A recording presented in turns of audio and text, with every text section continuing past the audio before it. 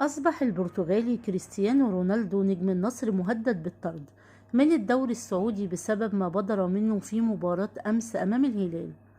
حيث خسر النصر أمامه بمشاركة رونالدو أمام الهلال بهدفين دون رد في ديربي الجولة ال25 من الدوري السعودي. أظهرت الكاميرات كريستيانو رونالدو قائد النصر وهو يتصرف بتصرف مشين بسبب هتاف جماهير الهلال لمنافسة ميسي،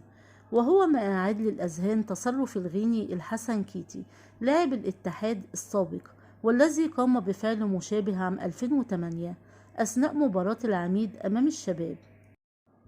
وتدخل من الأمير سلطان بن فهد بن عبد العزيز الرئيس العام لرعاية الشباب ورئيس الاتحاد السعودي لكرة القدم وقتها، واتخذ قرار بعد توصية من لجنة الانضباط بفسخ عقد اللاعب مع اتحاد جدة وعدم السماح لأي نادي سعودي بالتعاقد معهم. وكتب فيصل أبو شين لاعب الهلال السابق عبر حسابه الشخصي على موقع التواصل الاجتماعي تويتر: الاتحاد السعودي على المحك أمام هذا الفعل المعيب،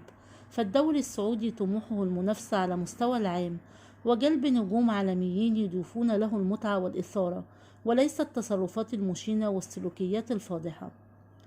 وتابع: تطغى المجاملة على تطبيق النظام والقانون على المتجاوزين أيا كانت شهرتهم، وهناك مطالبات من الجماهير السعودية بتوقيع أقصى عقوبة على النجم البرتغالي واتخاذ نفس القرار الذي كان ضد الحسن كيتا.